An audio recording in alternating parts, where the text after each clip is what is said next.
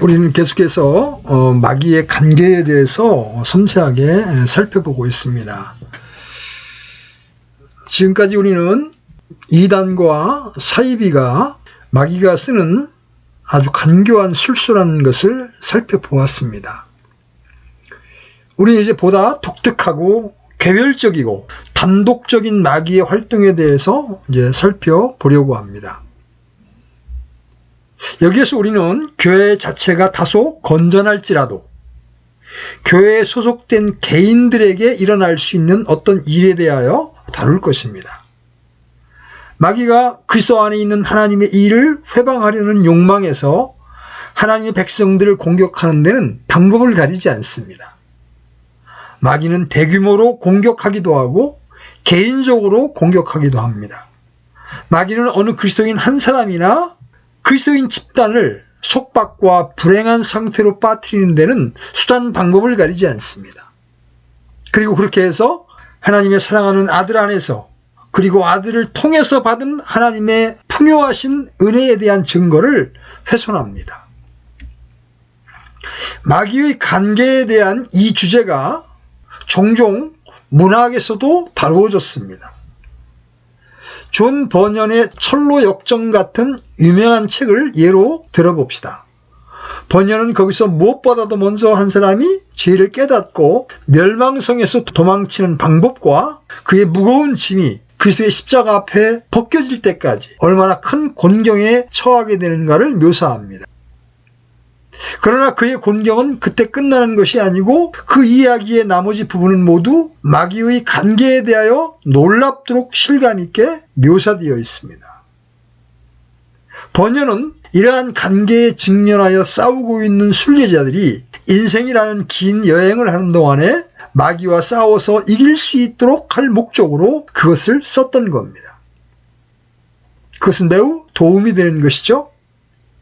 즉 미리 경고함으로써 사전에 무장하도록 하기 위한 것입니다. 수백 년 전에 많은 다른 청교도들의 작품들에 있어서도 같은 사실들을 이야기하고 있습니다. 이 위대한 시대의 설교자들의 작품들과 설교들의 대부분은 개개의 기독교 신자들의 생활에서 드러나고 있는 마귀의 관계에 대한 이 주제를 중심으로 하고 있었습니다. 그와 반대로 약 1880년 이래로 이러한 종류의 문헌이 거의 출판되지 않았습니다. 청교도 시대의 특징이 되었고 18세기 복음주의 부활에 강력한 영향을 받은 사람들에 의해서 그토록 많이 읽혀진 그러한 책들이 저술되었으며 약 1860년에서 1880년까지 끊임없이 읽혀진 그것이 갑자기 중단된 원인은 무엇일까요? 재판을 거듭하였던 그 책들이 더 이상 출간되지 않았으며 그 책들은 다른 책들로 대체되지도 않았습니다. 정사와 권능들에 대한 이러한 투쟁과 마귀의 관계에 대적해서 이길 수 있는 방법에 관해서 관심을 기울이는 사람이 아무도 없는 듯 했습니다. 이 주제에 관심을 갖지 않게 된 것에 대해서는 오직 하나의 설명이 있을 뿐이라고 봅니다. 그것은 거룩의 교훈에 대한 한 형태, 곧 성화에 대한 교훈이 있었던 겁니다. 문제는 그러한 교훈이 단지 하나의 원리에만 기초하고 있었던 것이고 그 원리만 갖고서 모든 문제를 해결할 수 있다고 주장하기를 계속 반복해 왔던 겁니다. 예컨대 그리스도인의 모든 생활은 단지 그리스도께 맡기는 것이다. 그리스도 안에 거하는 것이다. 이런 원리만을 주장하게 된 겁니다. 마귀를 대적하는 싸움에 관한 사도의 교훈에 대해서는 이제 조금도 고려하지 않게 되었습니다. 제가 보기에는 이와 같은 생략은 어떤 면에서 피상적인 영성을 가진 그리스도의 교회에 대한 현 상태를 설명해 주는 것이라고 생각합니다. 그것은 그리스도인의 생활의 진정한 성질과 우리가 처해 있는 싸움을 알지 못하기 때문이에요. 그것은 주님의 전능하신 능력으로 옷 입혀지고 하나님의 전신갑주를 하나씩 입는 절대적인 필요성을 깨닫지 못하는 데서 기인합니다. C.S. 루이스가 쓴 마귀가 보낸 편지라는 책이 있습니다. 마귀의 관계에 대한 교훈에 관해서는 매우 생소한 사람들은 바로 이러한 주제를 다룬 책을 읽을 때 그들은 그것을 농담으로 생각합니다. 그들은 작가가 단순히 그것을 즐겁게 하고 위안하기 위해서 쓴 것으로 생각했습니다. 그러나 루이스는 직접 확실한 경험을 했으며 또 번연을 포함해서 특히 이 비유 문학에 박식했습니다. 그리고 그는 그리스도인의 생활의 이러한 면의 중요성을 알게 되었죠. 그가 이 세상에 사는 동안 그것은 신자의 생활에 극히 중요하고 필수적인 부분이라는 것을 알았던 거예요. 그러나 우리는 그것에 매우 생소한 사람들이어서 그의 책은 단지 위안을 주는 것으로만 생각해 왔습니다. 이와 같이 우리는 진리의 이면에 면밀한 주의를 기울여야 할 필요성을 보게 됩니다. 무엇보다도 먼저 우리는 마귀가 어떻게 그의 모든 교활함과 음흉함으로 신자들인 우리를 어떤 여러 가지 경로로 공격할 수 있는가를 알기 위해서 그 문제에 대한 일반적인 연구를 해야만 합니다. 이제 우리는 마귀가 공격하는 경로에 대해서 고찰해 보려고 합니다. 결국 이것은 전략의 문제입니다. 전쟁에서 공격하는 경로를 생각하는 것보다 중요한 것은 아무것도 없습니다. 만약 우리가 공격의 경로를 연구하는 데 게을리한다면 패배당하기 쉽다는 것은 분명합니다. 마귀는 그가 매우 정상적으로 쫓는 확실한 경로를 갖고 있습니다. 마귀가 비록 영리할지라도 이러한 면에서 그는 독창력이 없습니다. 첫째, 지성이 중요한 길입니다. 왜냐하면 여러 면에서 그것은 아주 중요하기 때문에 그렇습니다. 만약 마귀가 지성이라는 측면에서 우리를 속일 수 있다면 우리는 어디서나 잘못될 수가 있습니다. 왜냐하면 사람의 가장 고귀한 것이 지성이기 때문에 그렇습니다. 그 다음에 역시 마귀는 경험을 따라 공격해 옵니다. 우리는 진리의 지적인 이해와 지적인 공식화에 그렇게 많이 관심을 갖고 있지 않습니다. 오히려 경험적인 면, 체험적인 면, 감정의 방면 이런 것들이 우리의 생활에 상당한 비율을 차지합니다. 어느 면에서 보면 이 체험은 지성보다 더 기본적인 겁니다. 그래서 우리는 항상 지성과 이해력을 사용해서 그것을 지배하기 위해 투쟁해야만 합니다. 다시 말씀드리지만 마귀는 지성이라는 경로를 통해서만 공격하는 것이 아니라 우리의 경험의 경로를 따라서 우리를 공격한다는 것이죠. 세 번째 마귀의 공격 루트가 바로 실천의 영역입니다. 우리의 행위, 우리가 하는 것들, 우리가 하기를 삼가는 것들, 우리가 실제로 실천하는 데 있어서는 지성과 경험에 아주 많이 의존하게 됩니다. 마귀가 이런 세 가지 경로를 따라 우리를 공격한다는 것을 깨닫는 것이 대단히 중요합니다. 그는 하나의 경로로만 들어오지 않습니다. 우리는 그가 항상 같은 경로로 올 것이라고 생각해서는 안 됩니다. 만약 여러분이 한 방면에서만 그를 저지할 준비를 한다면 그는 분명히 다른 경로로 올 것입니다. 말하자면 만약 여러분이 앞문을 지키고 있다면 그는 뒷문으로 들어올 것입니다. 만약 여러분이 앞에 있는 창문을 통해 그를 제거했다고 생각하면 그는 뒷창문을 통해서 들어올 겁니다. 그는 있을 수 있는 모든 방향으로부터 침입합니다. 우리는 살과 피와 맛부터 싸우지 아니하고 정사들과 권능들과 이 세상의 어둠의 치리자들과 높은 처소들에 있는 영적 사악함과 맛부터 싸우느니라.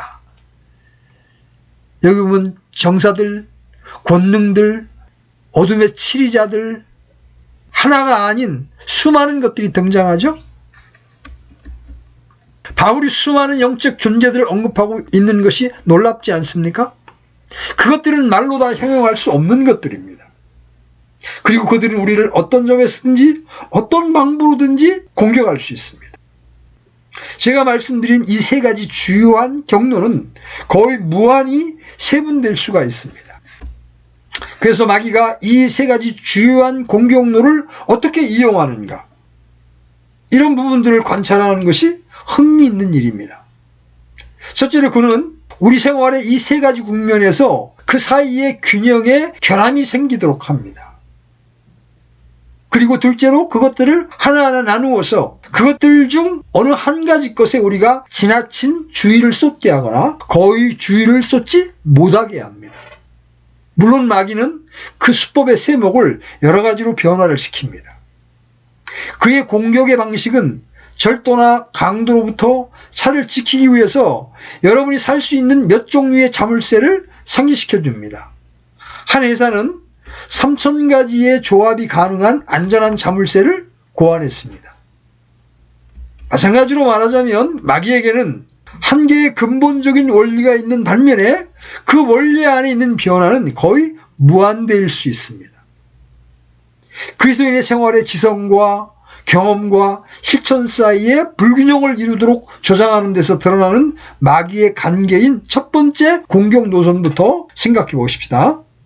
마귀의 관계가 나타나는 가장 흔한 방법이며 성과가 좋은 방법입니다. 참으로 배교, 분파, 우상 숭배를 취급함에 있어서 결국 그것들 각자는 어떤 곳에서나 어떤 방법으로나 편중된 것에 기인한다는 것을 우리는 발견할 수 있습니다. 많은 분파는, 기독교계 안에 많은 분파가 있죠? 이런 많은 분파는 지성과 지식의 문제에 균형이 이루어지지 않은 데서 기인한 것입니다.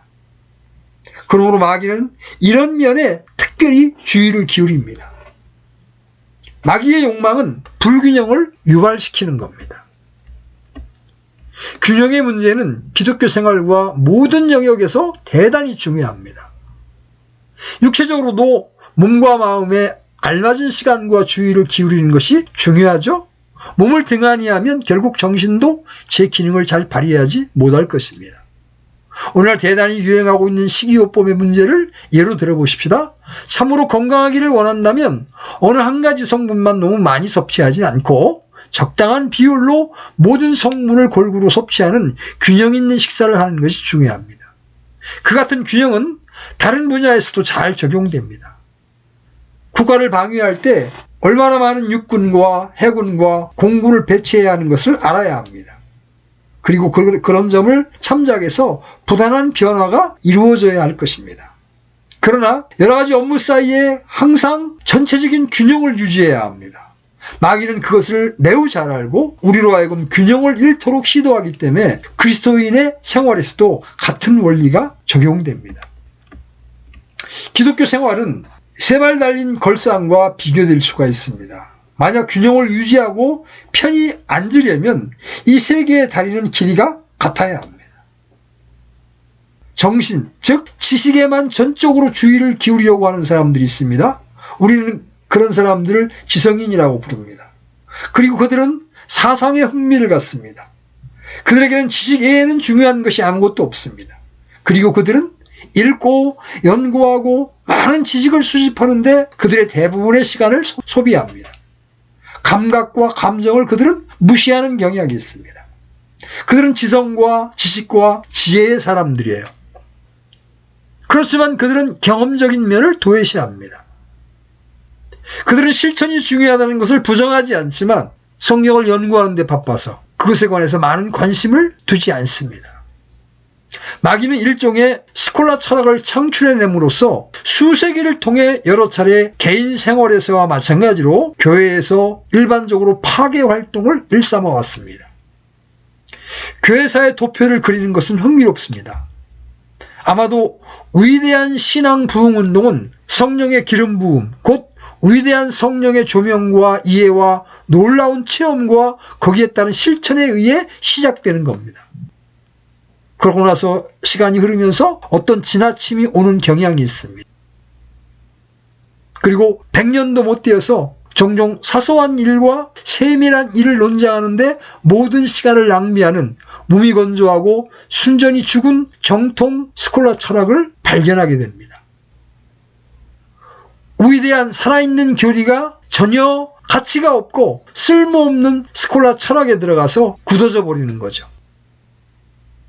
그들은 아마 정통에 대해서 대단히 자랑하고 싶어 할지도 모릅니다. 그러나 그 체제는 죽은 것이고 전혀 핵심을 찾아볼 수가 없습니다. 그리스도인들이 진리에 의해서 세워지고 움직여지는 것이 아니라 모든 것이 순전히 지성의 문제가 되어버린 것입니다. 이것은 실제적으로 우리 각자에게 매우 위험합니다. 기독교에 대한 그들의 견해가 순전히 지적인 사람이 많습니다. 18세기에 휘필드와 웨슬리와 또 감리교인들에 가해진 주된 비난은 광신에 대한 비난이었습니다. 그때 당시 권위 있는 자들은 기독교가 세상에서 가장 위험 있고 가장 정숙한 것인데, 감리교도들은 그들의 종교에 대해서 너무나 흥분되었고 바람직하지 못한 광신으로 빠졌다고 논평했습니다. 그래서 그들은 이 성령으로 충만한 하나님의 종들의 설교를 중단시키려고 했습니다. 이제 이것은 우리들 중 누구에게나 일어날 수 있습니다. 우리는 모두 지적으로 되려는 경향이 있고 머리만 있고 몸이 없는, 그래서 여지껏 기독교 생활의 특색이 되어야 하는 균형에서 완전히 결함을 나타내는 영적인 올챙이들이 되는 경향이 있습니다. 그 다음의 위험은 어떤 사람들이 체험을 전적으로 중요시한다는 겁니다. 그들은 감정에만 관심을 갖습니다. 그들은 이렇게 말합니다. 저 사람들 좀 봐.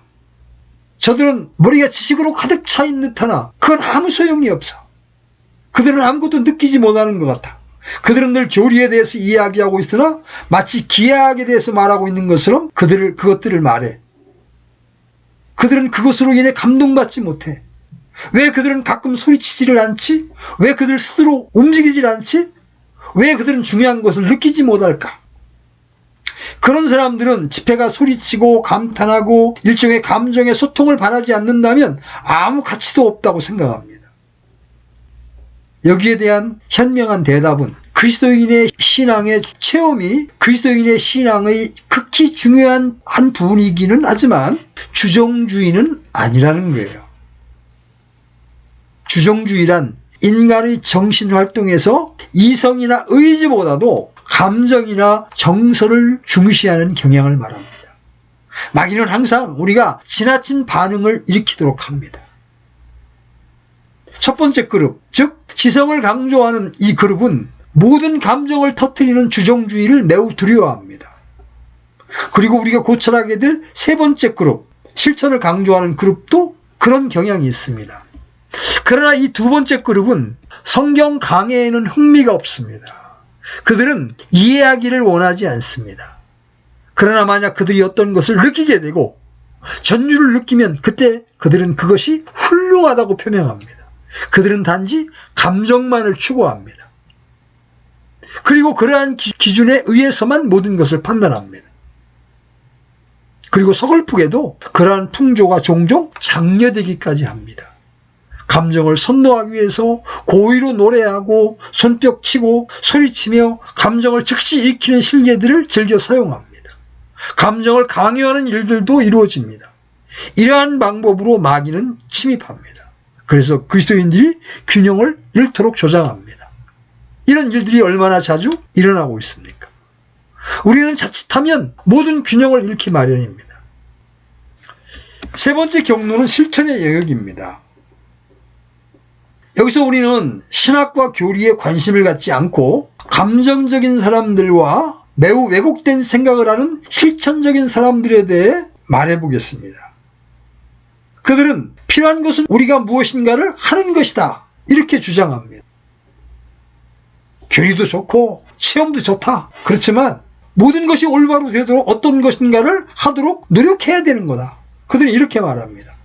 그래서 그들이 강조하는 모든 것은 실천과 행위와 처신과 도덕의 귀결이 됩니다. 그들은 읽고 교리를 연구하거나 학문한 사람들을 전혀 좋아하지 않습니다. 인생에서 가장 중대한 사람들은 일을 이루는 사람, 약속을 지키는 사람, 정직한 사람, 선한 사람, 도덕적인 사람, 선행을 하는 사람입니다. 그들은 이렇게 말합니다. 그렇게도 많은 문제들이 우리 사방에서 몰려오고 정치가든 우리를 실망시키고 국가들의 충돌과 국가 내의 문제거리가 있는데 높은 교리에 대해서 설교하는 게 무슨 소용이 있는가? 왜 어떤 중요한 일을 하지 않는가? 하고 이렇게 질문합니다. 그래서 그들은 무엇인가를 하는 것에 그들의 시간을 소비하며 그것이 기독교의 총체라고 생각을 합니다. 그러나 그런 태도도 균형을 잃은 태도입니다. 이것들이 마귀가 그의 관계로 침입하고 균형을 뒤엎는 방법입니다. 성경은 항상 균형의 특성이 있습니다. 신약 서신서 중 어느 하나를 분석해 보십시오. 그러면 그들이 대개는 자유롭고 사랑에 찬 서문의 인사말로 시작하는 것을 알게 됩니다. 그리고 독자들에게 진리의 여러 방면을 상기시켜주는 교리를 설명하고 있습니다. 그런 후에 여러분은 그러므로라는 말을 접하게 됩니다. 그리고 적용과 실천이 뒤따릅니다. 이런 것이 질서 있게 나타나는 것이 매우 인상적이죠. 그것이 성경의 교훈의 큰 특성입니다. 그것은 인간의 모든 면과 분야를 망라하고 있습니다. 그러므로 만약 우리가 이러한 균형의 부족을 느낀다면 성경적 모범을 따르지 않는 것입니다. 이러한 균형의 결함에 따르는 중대한 결과는 관련된 사람이 이 세 가지 면 사이의 필연적인 관계를 완전히 알지 못함을 보여주며 그 결과 이 세 가지가 잘못된다는 겁니다. 만약 여러분이 진리에 관한 참된 견해가 있다면 그것을 느껴야만 합니다. 만약 그것을 느끼지 않는다면 참된 견해를 갖지 못한 겁니다.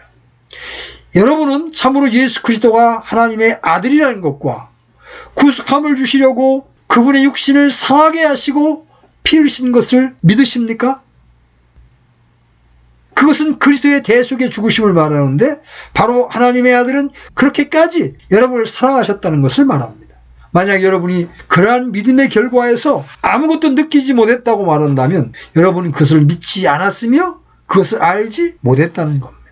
왜냐하면 사랑은 그토록 놀랍고 신성해서 내 영혼, 내 인생, 내 모든 것을 요구하기 때문입니다.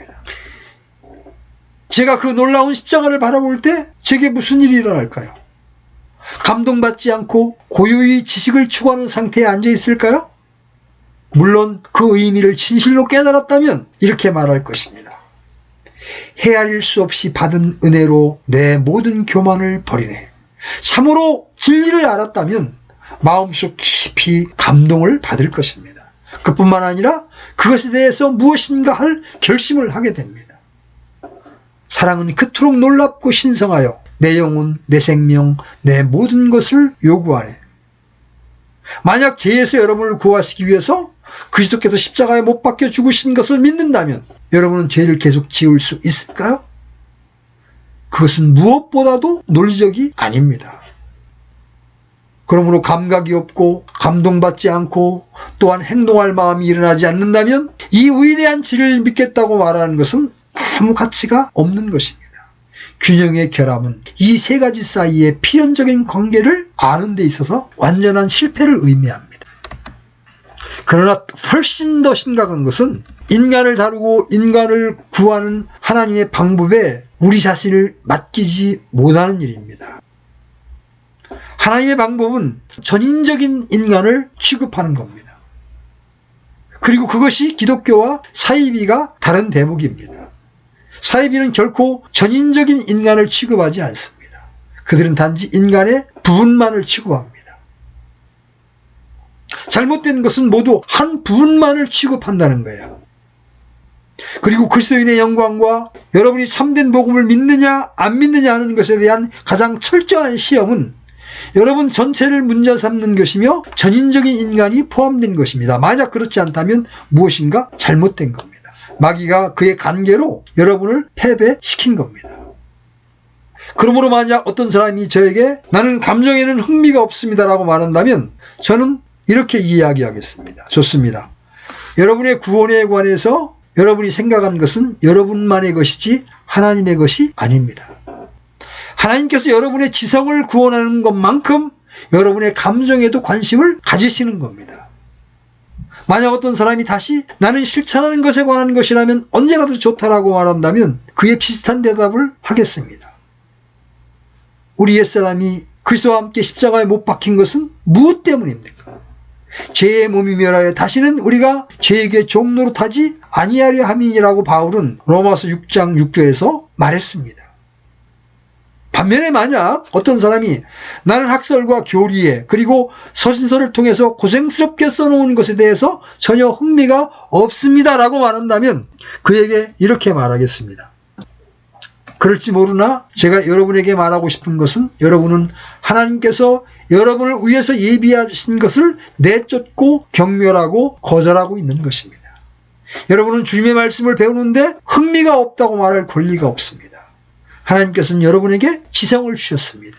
그리고 여러분이 만약 여러분의 지성을 사용하지 않고 성경을 연구하기 위해서, 그리고 성경을 이해하는 데 도움이 될 읽을 수 있는 모든 것을 읽기 위해서 자신을 훈련하지 않는다면 여러분은 하나님 자신의 선물을 거절하고 일축하는 것이며 하나님을 모욕하고 있는 것입니다. 단지 인간의 한 부분이 아니고 전인적인 인간을 구하는 것이 하나님의 구원 방법입니다. 우리는 고르고 선택할 권리가 없습니다. 그리스도 안에서 하나님의 구원 방법은 감정, 의지, 이해, 경험, 실천, 그리고 모든 것, 즉 전인적 인간과 최후에는 몸까지도 구원하시는 겁니다.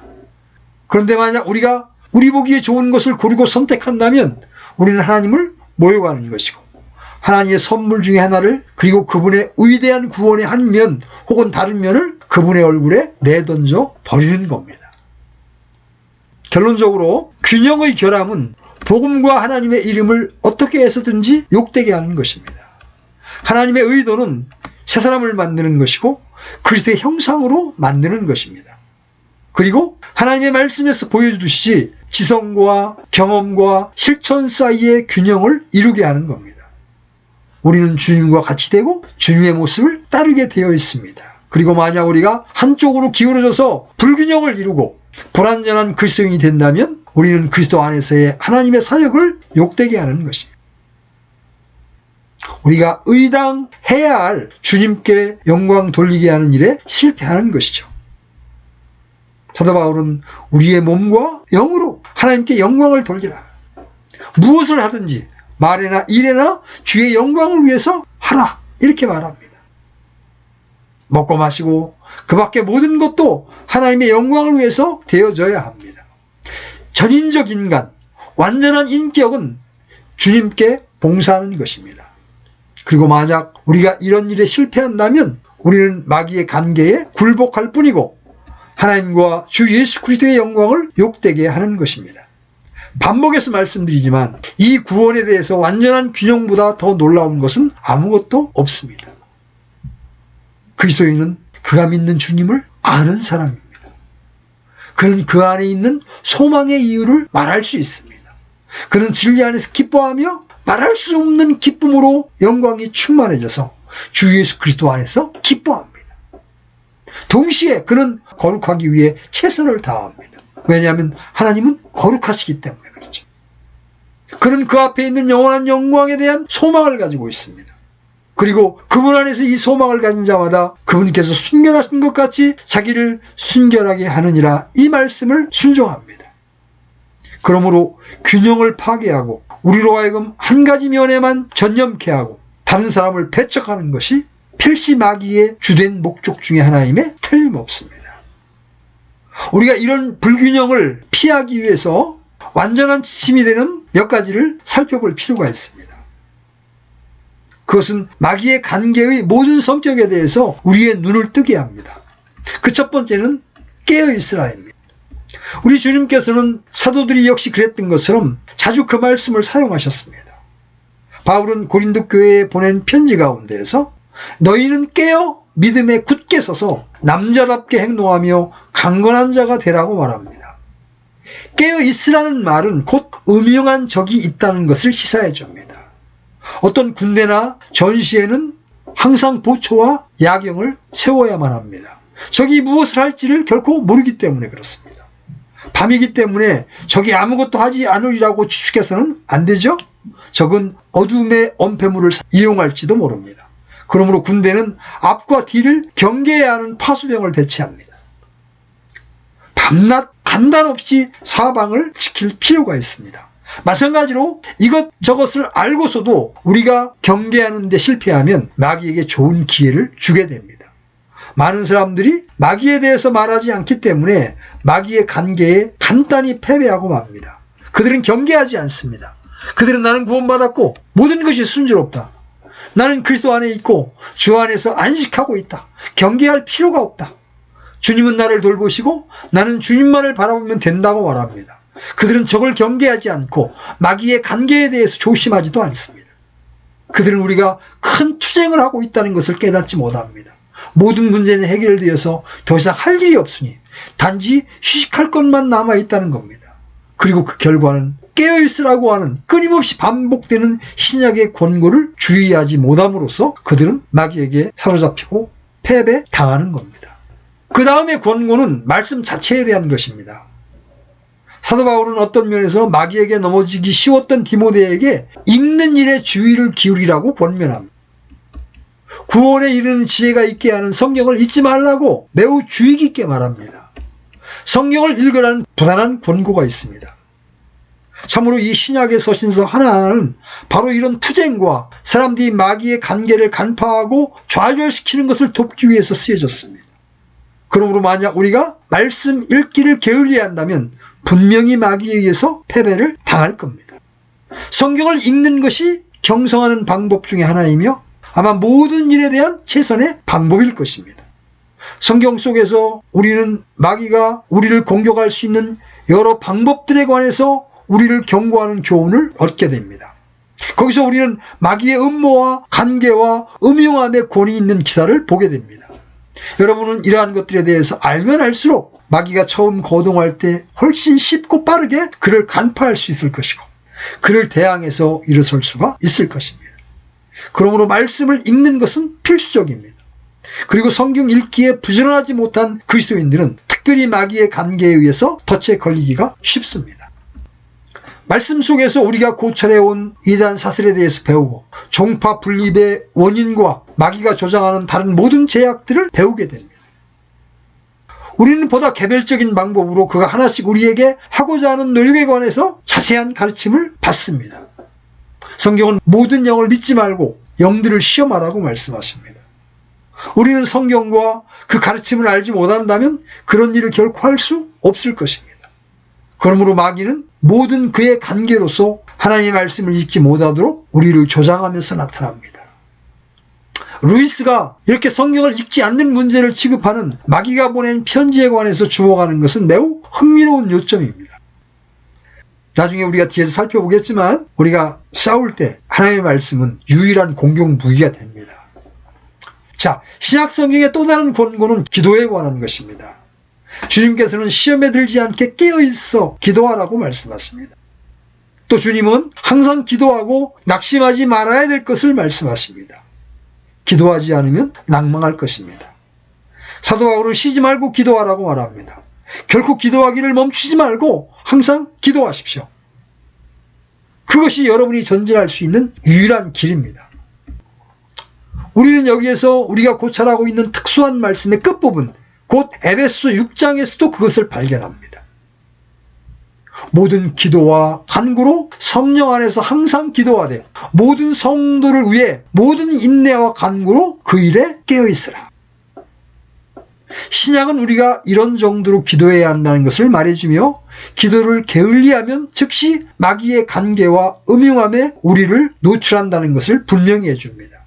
우리 주님께서도 친히 기도하는데 많은 시간을 보내셨습니다. 주님은 자신을 견고히 하기 위해서, 하나님과 교제하기 위해서, 빛과 교훈을 받기 위해서, 그리고 자신의 영에 은혜를 받기 위해서 그렇게 기도하셨습니다. 그러므로 우리는 이 계속된 훈련과 권고를 끊임없이 기도에 항상 힘쓰라는 것으로 받아들여야 합니다. 기도를 게을리하면 우리는 즉시 마귀의 관계에 빠집니다. 마지막으로 제가 말씀드리고자 하는 것은 자신을 시험하는 것입니다. 사도 바울은 너희 자신을 시험하라고 말합니다. 고린도 후서 13장 5절. 너희가 믿음 안에 있는지 너희 자신을 살펴보고 너희 자신을 입증하라. 이 권고는 신자들에게 보내진 것입니다. 그러나 그것은 안타깝게도 잘 시행되고 있지 못하고 있습니다. 우리는 더 이상 자신을 시험하는 것을 믿지 않습니다. 우리는 자신을 보아서는 안 된다. 주님을 보라. 만약 자신을 보면 자신을 불행하게 한다. 주님을 보라. 항상 자신의 밖을 보라고 말합니다. 그리고 우리가 알게 되겠지만 자신을 시험하는 것을 게을리하는 것이 그리스도인의 생활에서 패배의 가장 큰 원인 중에 하나일 것입니다. 만약 마귀가 우리의 경성을 방해할 수만 있다면 그의 입장에서 모든 것이 잘 되어가고 있는 겁니다. 만약 그가 우리로 하여금 성경을 읽고 연구하고 이해하는 데 게을리하게 한다면 그것은 그를 흡족하게 만족시킬 겁니다. 만약 그가 우리로 하여금 기도하기를 게을리하게 한다면 우리는 낙망하게 될 것이고 그러한 상태에서 쉽고 확실한 먹이가 될 겁니다.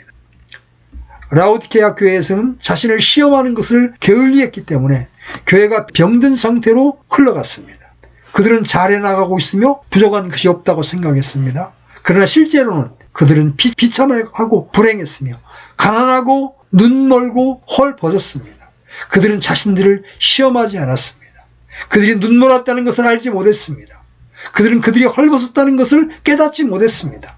자신을 시험하기를 게을리하는 것보다 더 무서운 것은 아무것도 없습니다. 그러므로 마귀는 그의 관계로, 즉 우리에게 접근하고 이러한 개별적인 점들의 하나하나에서 우리를 쓰러뜨리기 위해 전력을 다합니다. 그러므로 우리가 우리 자신에게 물어보아야 할 문제는 바로 이렇습니다. 즉 이렇게 시험해 볼 때 우리 자신의 상태는 어떠한가? 우리는 깨어있으며 기도하고 있는가? 우리는 성경 읽기를 힘쓰는가? 우리 자신을 시험하고 있는가? 우리가 어디에 있는가를 발견하기 위해서 일종의 영적인 상태 조사를 한 적이 있는가? 이런 행동 중 어느 하나라도 방해하거나 그들 중 어느 하나만을 형식적으로 실행하도록 인도하는 어떤 가르침이나 견해를 우리가 가질지라도 그것은 마귀의 관계가 나타나는 거예요. 만약 여러분이 성경 몇 구절을 읽고 대략 5분 내에 그것에 대해서 짧게 논평을 하고 간단한 말로 기도하는 것이 여러분의 일상생활에 충분하다고 실제로 믿는다면 그때 저와 여러분은 마귀의 관계에 대해서 아무것도 모른다고 말할 수 있습니다. 그것은 신약의 방법이 아닙니다. 그러나 피상적인 영성은 그것으로 충분하다고 생각합니다. 영혼의 어떤 침체도 성장의 결핍도 지독한 천박함도 알아차리지 못한 채 나는 내 몫을 읽었다. 그리고 조용한 시간을 가졌다. 모든 것이 잘 되어가고 있고 나는 이렇게 계속하겠다. 이렇게 말합니다. 이런 식의 신앙의 모습은 마귀의 관계가 확실하게 성공했다는 신뢰가 되는 겁니다. 마귀는 빛의 천사처럼 다음과 같이 말합니다. 그 정도면 충분해. 다른 사람들은 전혀 읽지도 않잖아. 너는 정말 훌륭해. 성경을 결코 읽지 않는 이름뿐인 그리스도인이 많잖아. 너는 성경을 읽는 사람이야. 너에게는 모든 것이 잘 되어가고 있는 거야. 그리고 여러분은 불과 몇 구절을 읽고서 성경을 실제로 읽었으니 하나님의 말씀을 안다고 마귀는 여러분을 설득합니다. 이러한 일들을 형식적으로 수행하게 하는 어떤 것이라도 항상 마귀의 관계가 작용하는 것입니다. 오늘 우리는 비록 이단과 사이비는 아닐지라도 건강한 교회 안에 있다 할지라도 인격의 이 세 가지 부분에 경로를 따라 마귀의 관계가 침투할 수 있다는 사실을 보았습니다. 이것 하나하나는 앞으로 상세히 다루어 나갈 것입니다. 동시에 우리가 이러한 불균형에 빠지지 않기 위해서 필요한 중요한 지침들도 살펴보았습니다. 깨어 있어야 하고 말씀을 부지런히 읽어야 하고 기도해야 하고 자신의 믿음을 시험해 보아야 합니다. 이런 일들이 우리의 신앙생활에서 계속 되어질 때 우리는 우리에게 찾아오는, 우리에게 침투하는 마귀의 관계를 물리치고 승리하는 자로